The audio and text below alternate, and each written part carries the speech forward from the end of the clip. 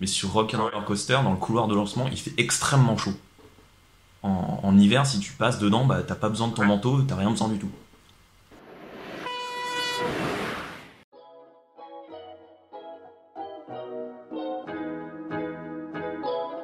Je m'appelle Guillaume Poulain, donc je suis alumni Estaca Promotion 2020 et Imagineer pour la société Euro Disneyland Imagineering, pour laquelle je travaille actuellement en tant qu'ingénieur génie mécanique sur le développement donc, des nouvelles attractions du parc studio.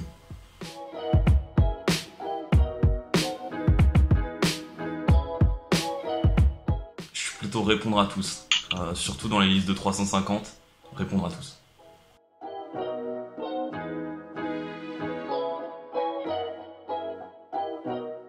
Alors dans les parcs Disney, ce sera la Tour de la Terreur.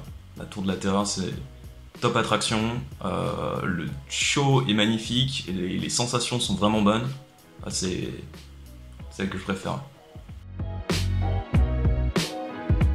J'ai commencé chez Disney en deuxième année pour avoir une énorme entreprise dans laquelle tout découvrir, pour faire un vrai stage de découverte de l'entreprise. Et j'ai découvert que Disney embauchait des opérateurs. Et du coup, c'est là que ça a commencé. En 2 mois d'opération sur Rock and Roller Coaster et un peu sur la Tour de la Terreur. Voilà. Ça a commencé par là et après j'ai enchaîné 2 stages en 4e et 5e année dans les bureaux, mais cette fois-ci en tant qu'assistant ingénieur et ingénieur.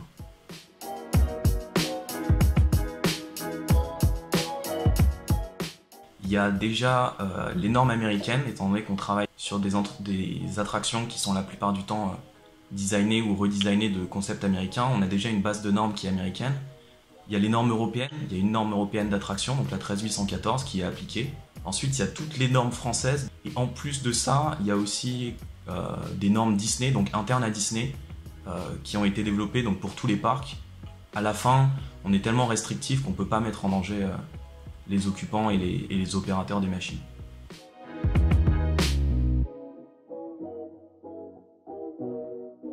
Alors, de plus en plus, ces deux équipes qui sont séparées sur le plan du projet, mais qui travaillent vraiment main dans la main.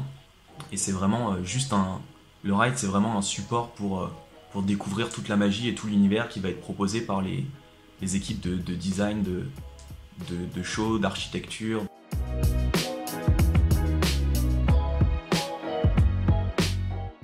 Alors, de techno ferroviaire pure, je sais pas qui a copié qui, mais les systèmes de signalisation qui sont utilisés sur tous les roller coasters viennent d'un système de blocs, de signalisation bloc. On peut retrouver également des nouveaux systèmes de signalisation qui vont être plus basés sur des technologies ERTMS ou CBTC, donc dans les futures attractions à venir. Et sinon, il y a beaucoup de notions de ferroviaire qui sont ensuite réappliquées. Chez nous, les excès de dévers qui vont être très intéressants dans les montagnes russes.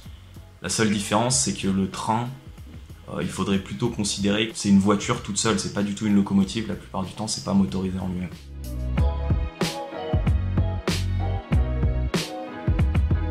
Je pense pas que les attractions en elles-mêmes aient influencé le ferroviaire. Mais je pense que dans les années futures, on va pouvoir découvrir des avancées ferroviaires qui vont être vues comme révolutionnaires, qui en fait sont utilisées dans les attractions. Par exemple, chez nous, la voiture autonome existe déjà. Toute l'attraction Ratatouille, c'est un système de voiture autonome. Ça fonctionne depuis, si je dis pas de bêtises, 2014. Et bah voilà, c'est pas encore mis en place. Donc il y a très forte chance qu'on mette en place des systèmes dans le ferroviaire comme on a eu dans d'autres domaines.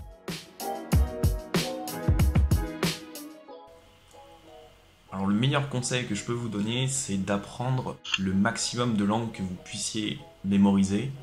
Le français, l'anglais, faut les utiliser tous les jours et on les utilise tous les jours. Si en plus vous pouvez maîtriser l'espagnol et l'allemand, c'est vraiment un plus.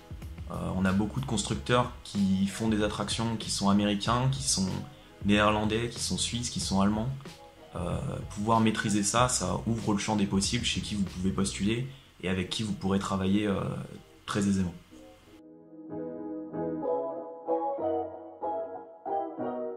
Pour les équipes et pour les étudiants, du coup, continuez à vous investir dans l'association. C'est vraiment une association qui est là pour la filière, qui est là pour les étudiants. elle ne fait que vivre parce qu'il y a des étudiants qui vont s'investir dedans. Ça peut être dans le bureau, ça peut être dans le conseil d'administration, et ça peut être également soit dans ses projets, soit de simplement participer aux événements de l'association. Je pense que c'est une chance à l'Estaca d'avoir autant d'associations et autant d'associations spécialisées. Il faut continuer à les faire vivre, continuer à s'investir et continuer à les développer. Si possible, surprenez-nous avec des projets auxquels on n'avait pas encore pensé et qui maintenant sont réalisables. Amusez-vous.